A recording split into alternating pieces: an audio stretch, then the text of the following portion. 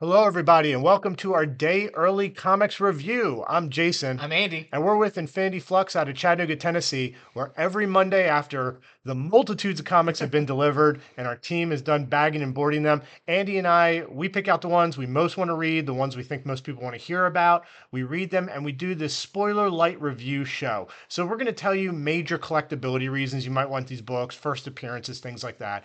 But even more so, we're going to tell you what these books are about, the art style, the writing, especially the issue number ones, so that when you go in your comic store, whatever day of the week you go in, you are armed with the knowledge of which books you're the most interested in. So I have to say, this is a pretty big week. Yeah, it's a pretty stacked week with Yes. big issues, first appearances, just a little bit of everything. A lot of good stuff. Mhm. I couldn't believe it. I had trouble picking out my favorite ones. You guys have probably seen we do a shortened version of this video, our top 10 comic quick picks, where we do that in about 5 or 6 minutes. This is the long version. I'm going to do 10 comics. Andy's going to do 10. We're going to show you the variants, the incentives, everything. And before we begin, if you want to buy any of these comics, we also have an awesome website. It is infinityflux.net. You can go there to buy any of the books that we're talking about today while supplies last. You can also sign up for a subscription. You can subscribe the whole comic series. You can just purchase the covers you want. Again, that is at infinityflux.net. Anything you pre-order, you get 10% off of too. So, and you also just get our appreciation for that. Our eternal gratitude. Yes. Okay. So the day is waning here at the shop. We got to get rolling. Andy, what's the first book you're going over? First up is Shazam #1. So this is a relaunch of Shazam. This is by your creative team of Mark Waid and Dan Mora. If you're liking World's Finest right now, same creative team, which is amazing they can pull that off. I know as an artist, you don't have a whole lot of time per book, so they must have got a good head start. But this is great. So, uh, previous Shazam series definitely dealt with Shazam and his family and all that. Well, during the Lazarus Planet event, magic got really screwed up, and he could no longer endow his Shazam powers to his family. So he is back to being uh, temporarily Shazam, and Mary Marvel is still around. But he has kind of learned that thing. I can't say my own name without transforming. So through a very funny turn circumstances, he is now called the Captain. So we're getting a little bit more back into his classic title of Captain Marvel. Captain Marvel is actually not said in here, but it is written. So that's pretty fun. That it feels a little bit more classic. But this is definitely a issue one, bring you into the captain's world, and where does he fit in the grand scheme of the big superheroes? He's kind of set up as being the big superhero for the weirdest stuff that happens. Not necessarily supernatural or anything like that, just very odd circumstances. Like in this one, you see him have a tea party with a group of alien T-Rexes. That's the kind of weird I'm talking about. That's comic books for you. That is very comic books. But this is a really fun issue. It definitely is setting the groundworks. There's some hints of things to come. Who are the big villains gonna be? But he's always been known as kind of the nice superhero. He's the big smile and everything. But something happens in this that changes that, whether he wants to or not. And I'm looking forward to seeing where that goes. So Shazam #1. I think this is going to be another big hit. DC's been rolling out some really big ones, and I think this is going to go right alongside them. Stuff with like Superman and World's Finest. You can put Shazam right next to those. We've got some variant covers for this one. So you've got, this is the Brian Hitch variant. We've got the Dan Mora variant, which this is actually a page from the book, this exact thing, where you learn that Billy Batson has a side hustle to make some money by hosting a podcast about his favorite superhero that he very conveniently can get on the show pretty often. We have the John Timms variant. Very cool. We have this is the Chris Samney variant. very classic, Fawcett City. And we have a 1 in 25 Doc Shaner variant that we're selling to our customers for $15. Okay, so I'm going to start out not with one book, but two books because it is the Summer of Symbiotes. So maybe summer hasn't officially begun, but it has in the eyes of Marvel because there are two Carnage books out this week, both pretty noteworthy. The first one is Cult of Carnage Misery. So, Misery, this is a new symbiote character. So she is a cross between Carnage and Anti-Venom. Like both of the things have attached to her. But who is this character? Her name is Liz Allen. She's not a new character at all. I mean, she's about as old a Marvel character as you can get. Liz Allen is back from Amazing Spider-Man issue number 4 back in 1963. She went to high school with Peter Parker. He had a crush on her. She was going out with Flash Thompson. In later years, she ends up married to Harry Osborn. She is the mother of Normie Osborn. It's all in the family. A very rich history of this character. Like, I mean, look her up, go right down the rabbit hole. There's a lot of things about her. So at this point in her life, she is the head of Alchemex. And we know they have everything to do with the symbiotes. So what happens when a Spider-Man villain comes, not just a villain with a team behind them, comes after her and her son Normie? Well, many things transpire in this book, but because you can see it on the cover, I'm not spoiling it by saying she ends up having to bond with the Carnage slash Anti Venom symbiote. So it's sort of, it all leads to that in this issue. Like, this is about who is she, what's she doing, how does she feel about the fact that her husband Harry is dead. There's a lot of weight behind this character leading up to, okay, and now you're going to have to deal with this, which other people you'll see in the book try to deal with and can't survive it, but she may have the fortitude to survive it. So, first appearance of that character, first cover appearance of that character, and on top of that, what will her powers be? We know when they launch new symbiote characters, they usually have sort of various abilities. We don't get to see those yet. You'll have to tune in to issue number 2. So, this is a 5-issue miniseries, and I have some variants to show you before I get into the next Carnage series. So, we have this wonderful Inhokali variant. We have this Ryan Stegman variant. Stegman, of course, is not at all new to drawing Venom. We have the Todd Knock window shade variant. Yep, new character. They're already smashing through a window. All they need now is a Scotty Young variant and some of the other ones. Here is the 1 in 25 U variant for $25. Okay, so the other Carnage book, I'm doing them together. I'm cheating. I think It's okay, I'll 11, let it slide. 11 things today, but 2 of them go together. It is Carnage Reigns Alpha. Okay, so this is going to be a 7-issue crossover as part of the Summer of Symbiotes. It's going to cross over several books. There is a little checklist further into this that'll tell you the books it goes through, which includes Miles Morales' book, who's a major part of this. So this takes place right after what happened in the last issue of Carnage, where they're in a diner, Miles shows up. He's like, Cletus Cassidy is here, and it seems like he has Carnage symbiote powers, even though he technically is no longer with Carnage. Seems like he's turning into something worse.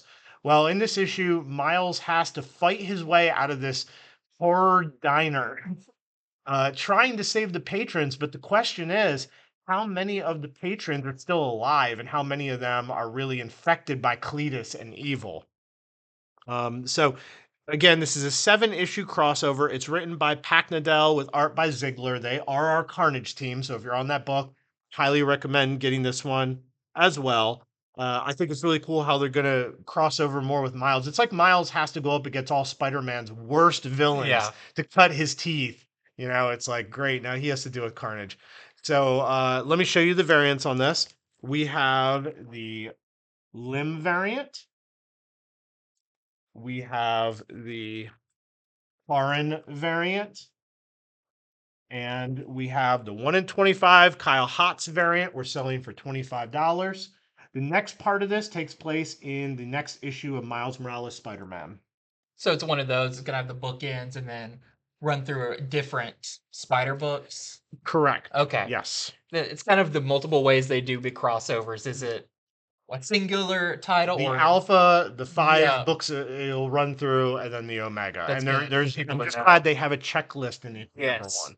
Okay, I've got one of the big books this week. We've already had people scrambling, asking us if we could hold copies for them, all of that. It's Spider-Man number 8. So, uh, no surprise to anyone probably watching this. Number 7 was a big deal. Yes. There was a little character called Spider-Boy that made his first appearance. And here's the thing. This is why we do the show. You can't just be like, oh, number 7, that was big. Well, moving on. No, because issue 8, this is also going to be a big issue. Now, not as big as first appearance, but this has second appearance of Spider-Boy.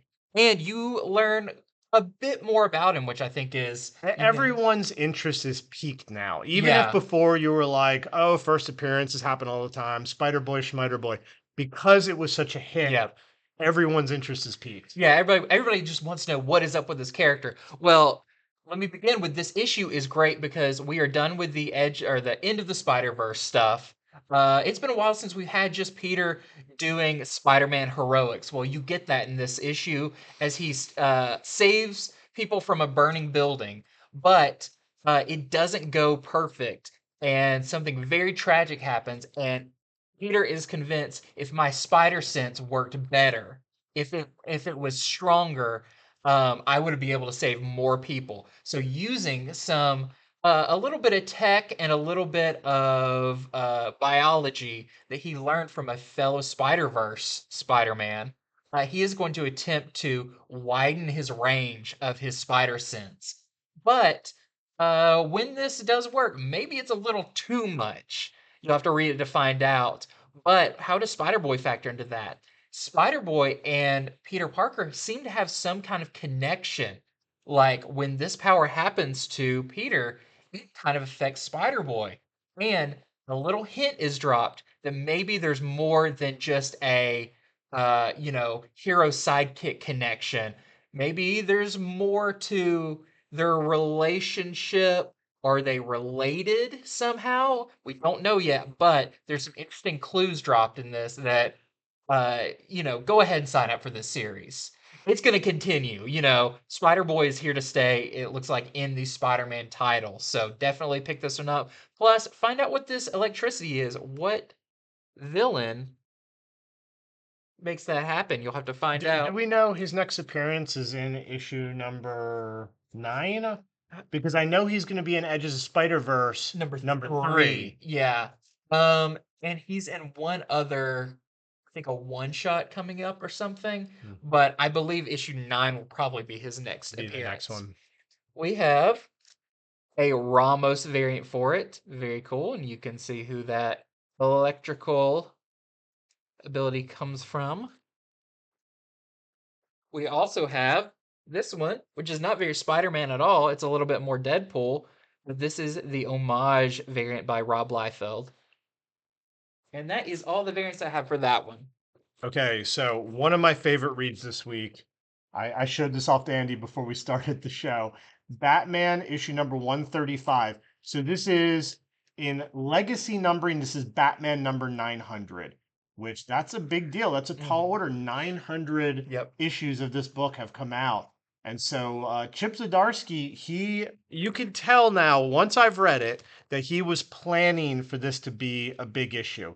Now, I'm not saying big issue, first appearance, major death. No, he wanted to do something really special for people who really care about Batman, Yeah. the comics, the movies, the shows, and everything. So we know this plot line has had Batman in the multiverse. He is in another Gotham. The whole plot line's called the Batman of Gotham. Batman with a hyphen, because it's a world where Bruce Wayne has been dead. And in this world, he's met other versions of Selena Kyle. He met a version of the Joker who is not crazy, at least not in the Joker sense, who is the main villain of the world, named Red Mask. So a lot has happened. I can't go through all that, but what I will tell you is by the end of this issue, Batman gets kicked into the multiverse, sort of like a pinball in a pinball, like a ball in a pinball machine. Yeah. And he goes through and crosses over, not just in story, but in art. I think that's the more Yeah. part that really surprised me and impressed me with Batman across all different media. I'm not saying they hit every single one, but we see a crossover with Batman 89. Yes, Michael Keaton. Hmm. We see crossover with Batman 66, Adam West. We see crossover with Batman Beyond and who Bruce Wayne is in that universe. We see Dark Knight Returns and many others. Like I've just named a few of them. Yeah.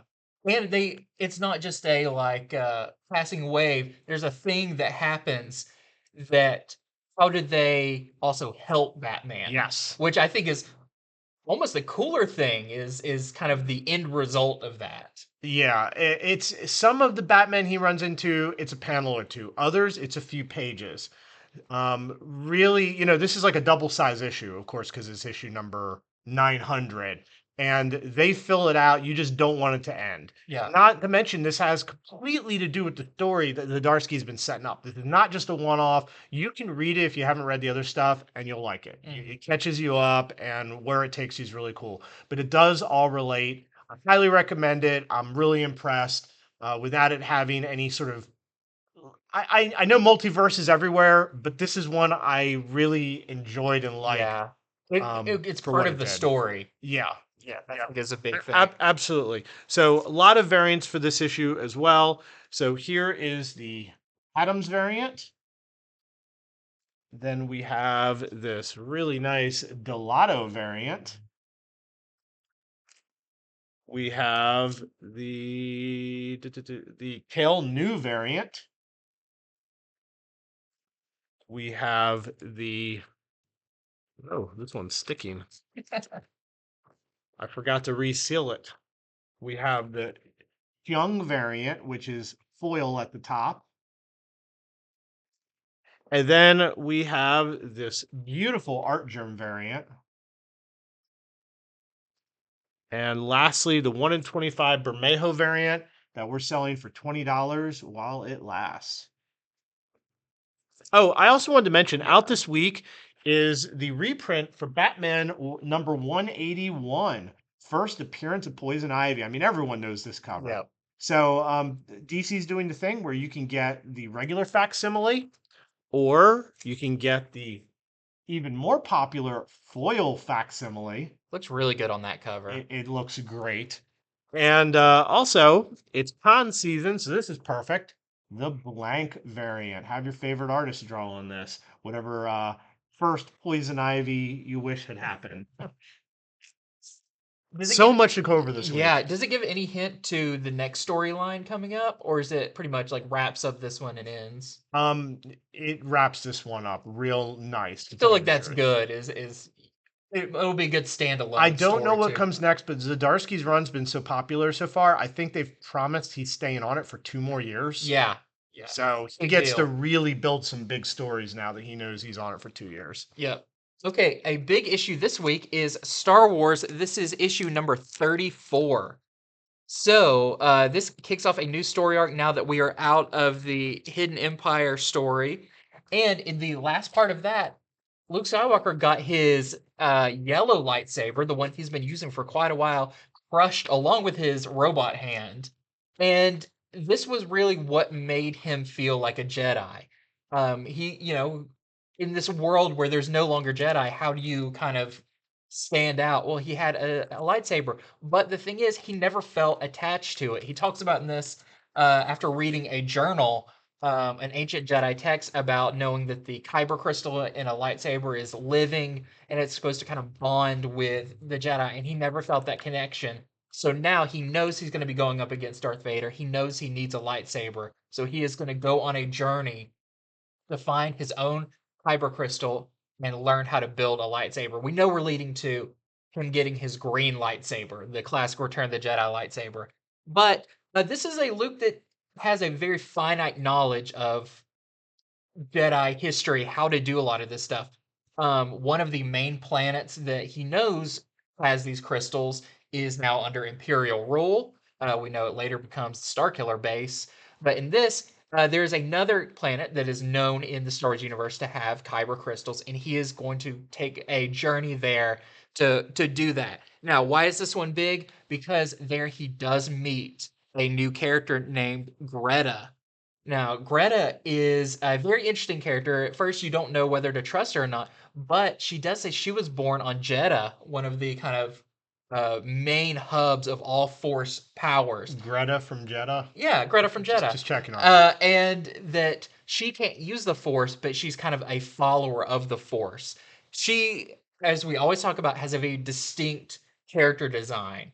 When you see distinct character designs, that means they put work into them, which means they have big plans for them. But there's also another character that is teased. I would say a cameo appearance of a character named Kuata, who is a kyber specialist. So Luke's kind of coming in contact with people who know more than he does about Jedi things. He's going to be learning a lot from them. But of course, it doesn't go all well. You'll have to read it to find out. But a fantastic issue of Star Wars, and I think this is going to be a story arc people are really talking about. So, two big first appearances in there, or, soon to find out, but they feel like big ones. We also have this Phil Noto variant. We have the John Tyler Christopher action figure variant with hologram Darth Maul. We have the Solo anniversary cover. We have the Return of the Jedi anniversary cover. And that is all. No more anniversaries. Okay, so I thought I would do an indie book this week because honestly, Marvel and DC are kind of dominating this week. Yeah, for sure. But here's a new one. It is a new ongoing series called Starsigns. It is by Saladin Ahmed with art by Megan Levins. And so the premise of this book is that the stars that make up the classic constellations, they all disappear from the sky. And that weirds out the world, but life goes on. And so we have our main character here who is a chef at a restaurant. Her life is a bit of a mess. Well, what happens when it turns out that the powers of the star sign Taurus go into her? Now, what does that give her? That gives her the power to stop time. Oh, Yeah, very powerful. big one. As far as powers go, that's one of the big ones. Of course, this is an issue where we get to meet her. She learns she has the power. We don't really get to see what she's going to do with it quite yet, but we do understand she's a nice person. She has a good heart. So, what happens when somebody else with constellation signs also, kind of appears and is like, "Hey, you're Taurus. I've been looking for you." Hard to say because I will say this book, it is just a single issue. I like it better when series start out with double issue Yeah. because you get that more room to breathe. This doesn't have a lot of room to breathe. It does well with the room it has, but it's one of these, well, I'm going to have to read another one to really see. I thought the art was good. I think the art is very well displayed with the cover. The cover looks like the interior art. I like the coloring. The coloring is really given a nod at the fact that when it comes to the zodiac, it's all about colors, moon ring and such as well. So a lot of good coloring in this issue. So if it sounds like your sort of thing, now you know a little bit more about it. Here is the variant. This is the Doran variant, just the one variant to Star Signs #1. My next one is our third issue of Adventures of Superman, John Kent. So this is kind of what this series has been leading up to, or kind of promised. It is John Kent in the Injustice universe. How does that affect, basically the Injustice universe came about because Lois Lane got killed by the Joker, and she was pregnant with John at the time. Well, what happens to the Superman who has become kind of a tyrant? Yeah, totalitarian leader. Yeah, when he faces the son that he never had. This is really interesting. It does feel like a natural progression of the Injustice universe as John finds himself in there and doesn't know kind of what we know about it, how bad his father is in this and everything. How does he discover that? On the outside, this world seems perfect. There's less fighting. He listens and he doesn't hear any cries for help or anything. But is that because everything's great or because people are living in fear? That's really interesting. Also, John meets the Damien of this universe, and kind of how does that play out? All really interesting. I think this is a great miniseries, and definitely it's kind of I can see this as not an alternate take on the Injustice universe, but the continuation of that story. It really feels like part of the actual. If you read the Injustice comics or played the game, this really fits in. So that is issue number 3. We also have this. Let's see, this is the Richardson variant, and we have the Orzu variant. Okay, because I know there is not enough Carnage this week. Like I don't have enough Star Wars, you don't have enough Carnage. Marvel has come out with Spider-Man 2099 Dark Genesis issue number 1. So this is a 5-issue miniseries by the people who have been doing all the other 2099 miniseries previously, that I've liked quite a bit. It's by Steve Orlando, with art by Justin Mason. So this issue has the first appearance of Carnage 2099. He is obviously going to be the main villain for this series. Now I want to stop here to say I've seen other sources saying this has first appearance of Blade 2099. It does not. If Blade 2099 is going to appear, maybe it'll be issue 2, but it is not in this one. This is just a first. For Carnage 2099, we also get an origin. So some of this is sort of how does Carnage 2099 come about? I will tell you this story, it directly follows the events of the previous 2099 miniseries, where Miguel, with the help of other characters that were new, take down the criminal organization that sort of runs things. The cabal that ran things, I think they're called the Black Cards. So they're gone. This has left sort of a void in the power structure. And that plays into what ends up happening to create the new Carnage 2099. The rest of this is sort of Carnage wreaking havoc on the world, deciding, yep, I'm just going to take over this world and I will kill many people in doing it. And so it looks like our Spider-Man 2099 is going to have a lot of help from other characters. There are some other appearances. They're not first, but they are some of the other 2099 characters that were in the other one. You got Ghost Rider, you got Spider-Woman, um, Moon Knight, all 2099 versions. They are in this as well. So that's what's going on in this book.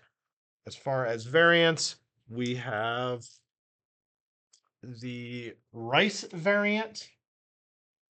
And then, yes, They're back. the Lashley variant with the awesome borders. But it's funny, Steve Orlando, you could tell he's been building this roster of new characters up, and he's not going to forget them. They're coming back into these miniseries. I like that he's it's doing that. rewarding if you read the last one. Yep.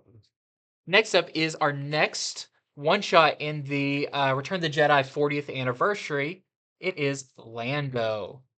So, of course, has all the suave and cool that you can expect from a Lando comic.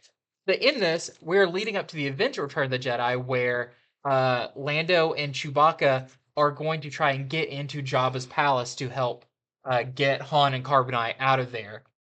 But what I like about these is they kind of bring up little like side things you didn't think about. It's they don't know how to get into Jabba's palace. They don't know the layout. They don't know what's a good way of sneaking in, but they know someone who has kind of the blueprints to Jabba's palace. But that's going to cost them. And right now, the rebellion does not have a lot of credits to spare on stuff like this. So what does Lando do? What Lando always does. He's going to enter in to a card game to try and win enough money to buy that. Is it Pazak? Is that the only card game in the whole Pretty universe? much, yeah. Why would you want to play anything else? So he's going to do that, but without any money to put up front as collateral, Chewbacca offers himself as kind of a servant or a like hired person for this casino if they lose. So it's up to Lando to save not only Han but also Chewbacca. And To top it off, there's stormtroopers that are on their way, so this card game better go fast, and you better be doing well. Now, this does have a first appearance of a character. Let's see, Elosine, who is somebody from Lando's past. That he's probably screwed over in the past, and now she doesn't necessarily want to help him out, but she will take his money. So another first appearance, a lot of first appearances in the Star Wars books this week. And if you're a fan of Lando and kind of that like swashbuckling, but also smooth talking, that kind of thing that the previous series have been, you'll really like this one. This is just a one shot. Got some great variants for this. We have the Brian Stelfreeze variant. We've got the connecting variant if you're trying to build out your Jabba's palace. And we have this 1 in 25 Raza variant that we're selling to our customers for $25. Okay, so here is a series that I urge you to check out if you like the Peacemaker TV show. It is Peacemaker Tries Hard. It's a new 6-issue series. It is DC Black Label. That means that they'll have as much violence or cursing as they want so they can get that to that HBO level. This is really, really amusing. It made me laugh a few times. It is by Kyle Starks with art by Steve Pugh. I'm not realizing on our short show I might have said Kyle Higgins. I hope I didn't. That's massive verse. Anyhow, they really tap into the Peacemaker feel of the movie and TV show, which I don't mind a bit. I think those are great. So in this, Peacemaker has earned his way out of Task Force X. But that doesn't mean that somebody else can't coerce him into having to do something he doesn't want to do. This time, it's not Amanda Waller for once. Or I'm already predicting maybe at the end of this it will be. She's always behind it. Also, Peacemaker gets a dog. He's such a lonely, strange individual. It almost makes sense for him to have a dog, but then you fear for what's going to happen to Yeah. that dog. And like with any dog in anything, it doesn't necessarily die, but yes, that is some of the reason Peacemaker is going to have to do this mission. What is the mission? He has to gather DNA from one of the most dangerous people in the DC universe. But I think the real takeaway from this is the dialogue. The dialogue, it's just really funny. It's really fast paced. It'll put a smile on your face. I just urge everyone, if you liked the show, the movie, that sort of character, get the first issue. Just check the first issue out. Because I was surprised. I looked at our pre orders. We didn't have that many pre orders on this. And I thought it was really, really good. I know this is a really expensive week. We have a lot of good books to throw at you. But this is one I think a lot of people are really going to enjoy. As far as variants, we have the Barons variant. We have this poster variant. This is the Anka variant. And we have the Battle variant. This one is foil. Ooh. Foil blood, foil helmet. Very cool. And then there's a 1 in 25 hip variant we're selling for $15. Next up, I have Scarlet Witch. This is Scarlet Witch number 5. And this kind of wraps up our first story arc of Scarlet Witch with Scythia, who is coming after Darcy, who is now working for Scarlet Witch at her occult bookstore. And this is a really great issue. This is also by Steve Orlando, and I just think he has a very interesting way. Yes, there's big battles in it, but the characters are more intelligent than just fighting everything out. There's some very interesting dialogue in this, and kind of reasoning about why they're doing what they're doing. But I think the really exciting thing is the final page reveal in this is teasing someone from Scarlet Witch's past is coming into it that is really going to turn her world upside down. And I think there's going to be an annual coming up, and then the book returns in a couple of months. So it's kind of has a little break coming, but great wrap up of this first story arc. Very interesting characters. Russell Dodderman does the art in this, which is great to see him back. I loved his stuff on Thor. We also have this Dustin Nguyen variant. And we have the Spider-Verse variant. Because she just needs one more power. She's not the most powerful one enough. Speaking of Spider-Verse, there's a new Edge of Spider-Verse series beginning with this issue number 1. This has the first appearance of a new spider character named Spider Killer. But before you go and run out and buy like 20 issues of it, hoping that it's worth a lot of money, I'm just going to tell you Spider Killer does not survive the issue. And I'm sorry, this is a spoiler light show. I have to do that. Yeah. I don't want to say your first appearance of this guy, and then you read it and you're like, oh, but he died by the end. You know, for every one of you who might not like to hear that, there's probably 99 of you who are happier to know that going in. But I will say there might be more from the character, as in a possibility of a descendant, something related. Anyhow, there are 2 stories in this. The main story is with the T-Rex Spider-Man character you see on the cover here.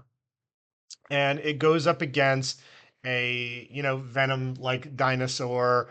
There's, I think they just have fun with this one because he gets a theme song, like Spider-Man, Spider-Man. There's a theme song written for the Spider-Rex. I won't reveal that. See, I keep the real stuff unspoiled. Let's see. But Spider-Rex also goes up against Cravertooth the Hunter. That's great. Yeah, and other characters. There's a Mary Jane dinosaur. There's a J. Jonah Jameson dinosaur. They're all in that. And honestly, that's the longer story.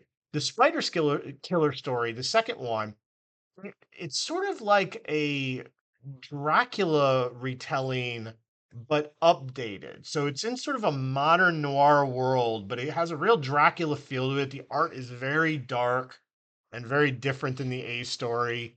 And the Spider Killer character is not a nice character. This is more of a villain, scary horror story where Harry Osborn is sort of cast as sort of a bit more the lead good guy in this.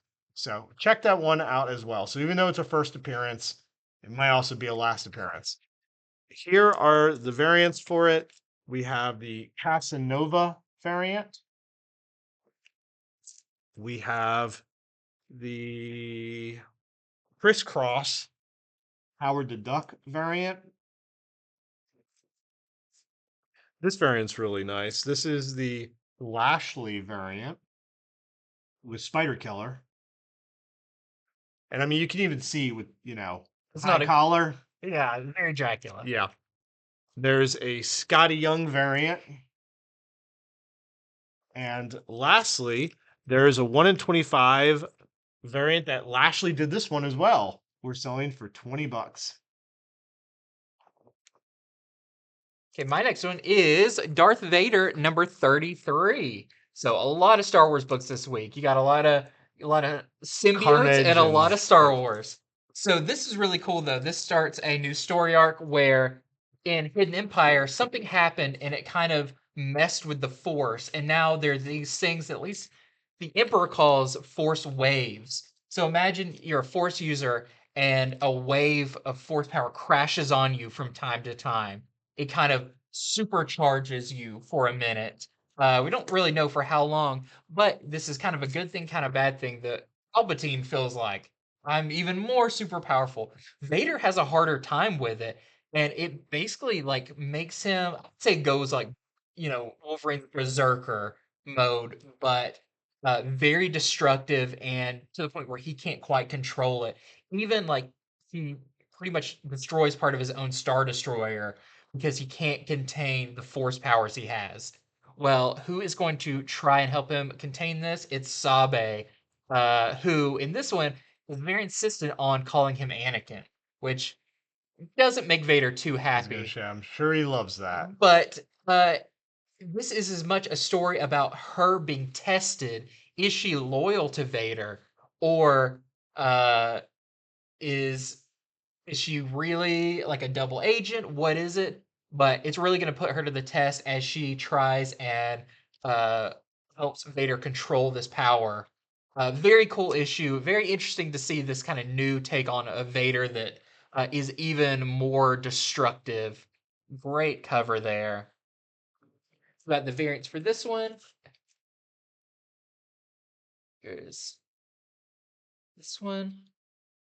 Did not write down who did that one, but we also have the Lucasfilm 40th anniversary with Admiral Akbar.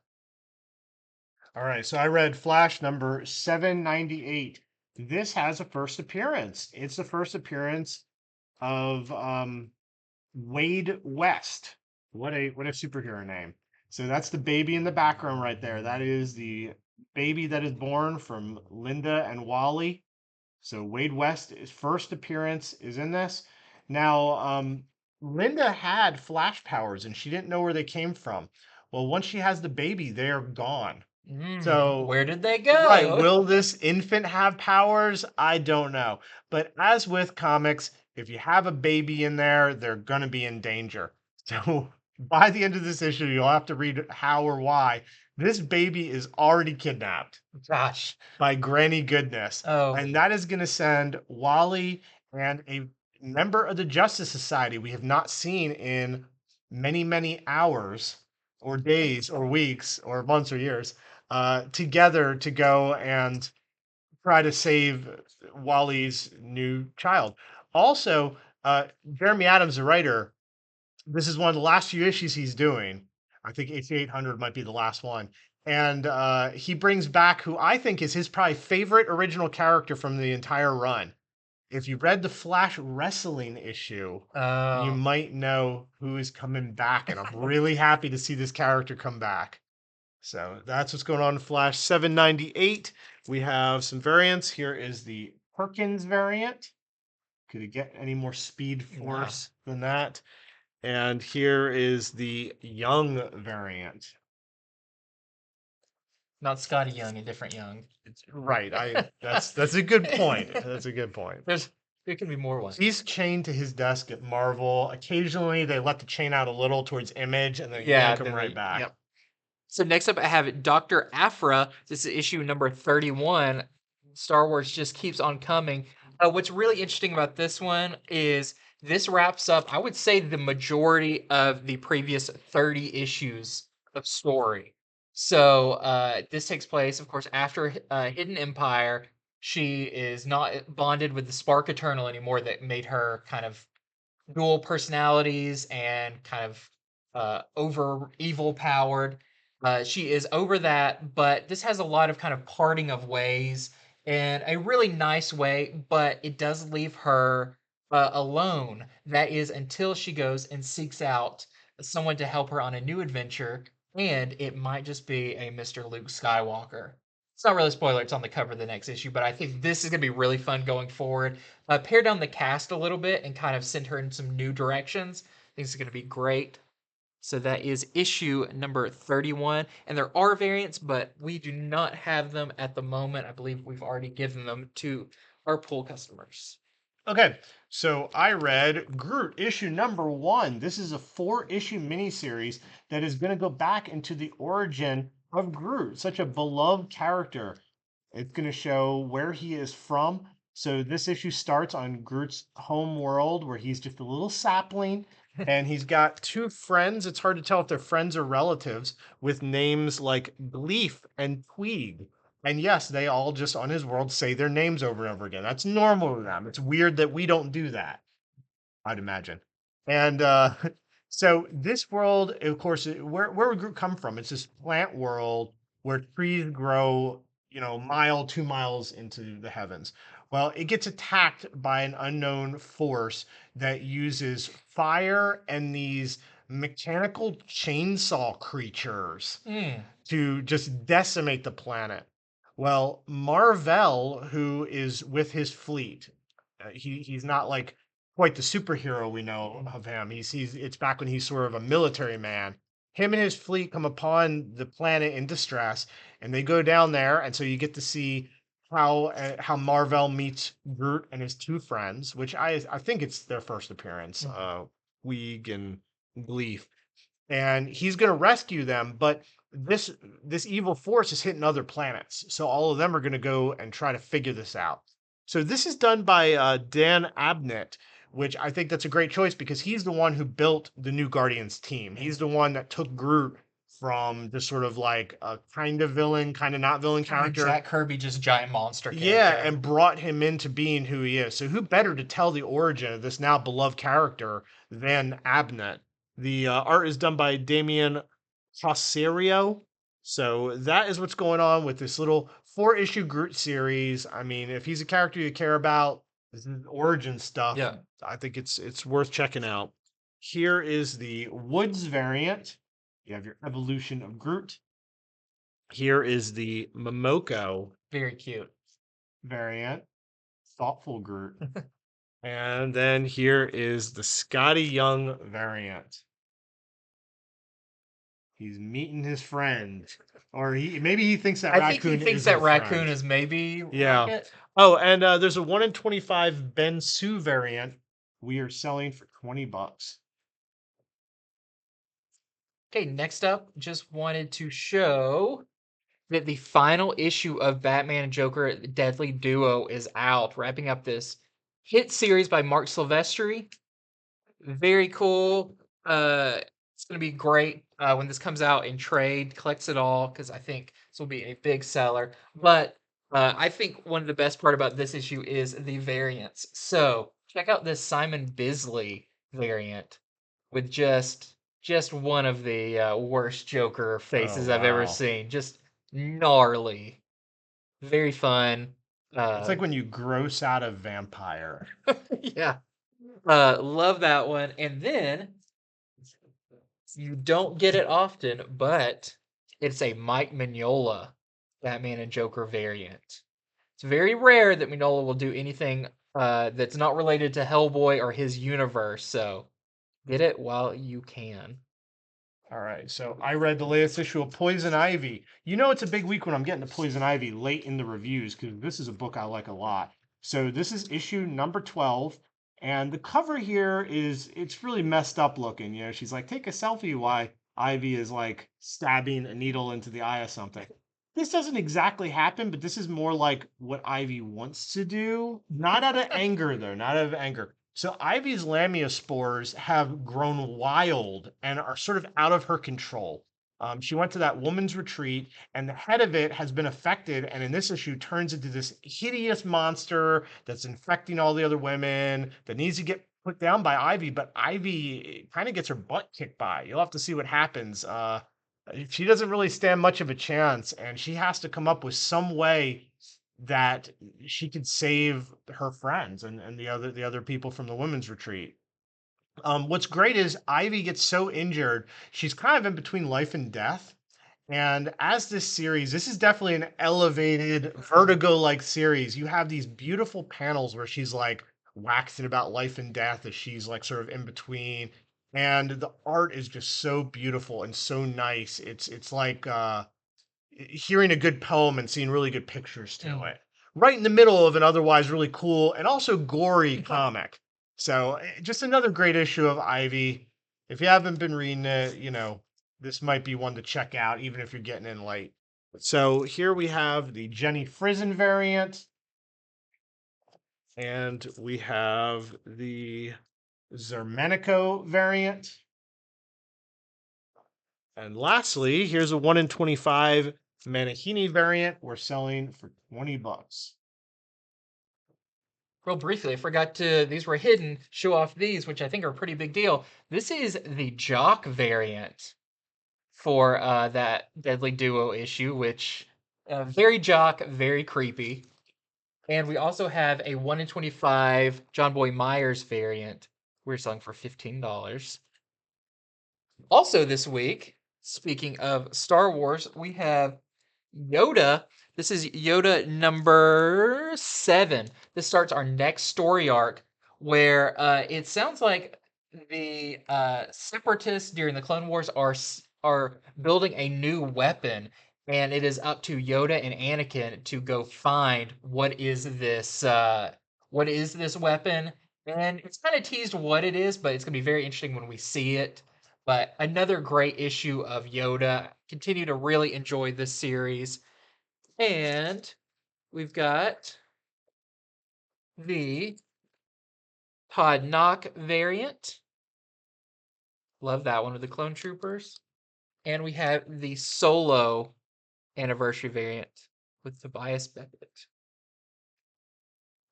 Okay, so again, big week where I'm getting to one of my other favorite books last. It is Moon Knight issue number 23. So we got a crossover between, it's not really a crossover, Venom just appears in Moon Knight.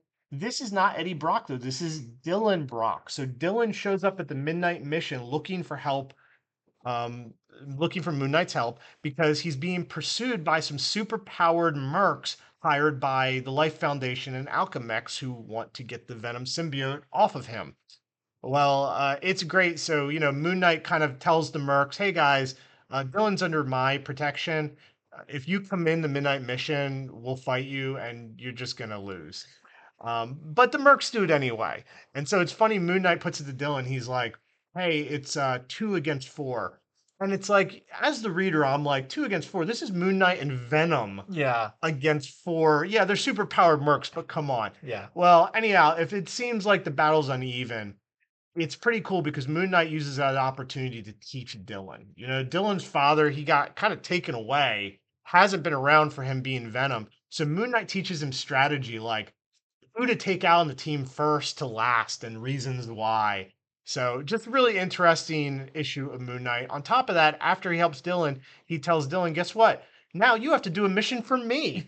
And that gets into where Moon Knight has left off as he has some villains that he's been wanting to fight. And now he's got Venom helping him, at least the current Venom. So here we have the variants. We've got the Renaud variant. And we have the Shalvey variant. And lastly, I just wanted to show that Star Wars Insider number 218 came out. Don't sleep on this. This is really great stuff with Star Wars Insider. There's original stories there set in the High Republic, but also just to toot my own horn, I'm mentioned in this because it says that May is the issue for Star Wars Hyperspace Stories number 8. I can assure you, it is not coming out in May. Not my thing. I finished the issue, but we haven't even got issue 5 yet. So apparently their dates are a little off. So just for the people who follow me from the show and like my Star Wars work and everything, it mentions that in this, but you'll find out for sure on this show and on our mini shows when that is coming out. When I get word, you'll be the first to know. But overall, really great issue of Star Wars Insider about Ahsoka, and there's this beautiful variant cover too. Okay, so that's not all the comics coming out. That's the ones we reviewed.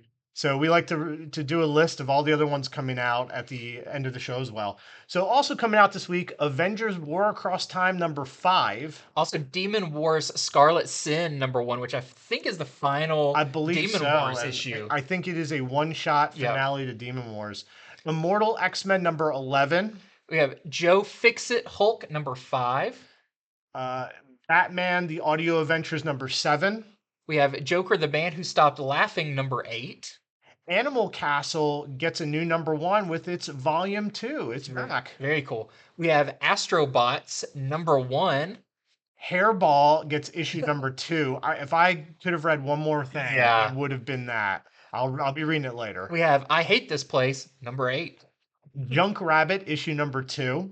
A new number 1. It's a Lamentation number 1. Love Everlasting with issue number 7. We have Mighty Morphin Power Rangers, Teenage Mutant Ninja Turtles 2, number 5. Radiant Black issue 24. We have Star Wars The Nameless Terror number 3. I was actually going to go over that one, but there's a lot this week. Survival issue number 1 is out this week. We have another Ninja Turtles crossover, TMNT Usagi Yojimbo, Where When number 2. Walking Dead Deluxe is up to issue number 62. We have Where Monsters Lie, number 4 of 4. And then there was also X-Men Before the Fall, Sons of X, number 1 is out this week as well. Whew, that's a lot. I think that's all of it. All right, so just remember that you can order these very books at our website, infinityflux.net. Thank you to everybody who has bought anything through us. We do appreciate it. Helps us keep the lights on, keeps our employees paid, and we will keep making these shows better and better. You can also subscribe to series or just order individual issues this way. Anything you pre-order on infinityflux.net, you get 10% off. So, and bear in mind, I said pre-order. Yeah, yeah. Anyhow, that is our show for this week. Thank you very much for watching. If you're on YouTube, hit subscribe. We're about to hit, I think, our 2200th subscriber Awesome. for such a little niche show. I'm Yeah. very proud of that. I never thought we would get this far. So yeah, hit subscribe. So you don't miss any of our future shows. And we'll be back on Friday with comics from the future. In fact, actually, we'll be back Wednesday if we get it finished. For sure, we're gonna do it. Yeah. Just when it'll be released, but probably Wednesday we're doing a special on all the free comic book day books. So look for that. We're gonna be your inside source to tell you which ones to look out for on free comic book day. So thank you for watching, and we will see you then.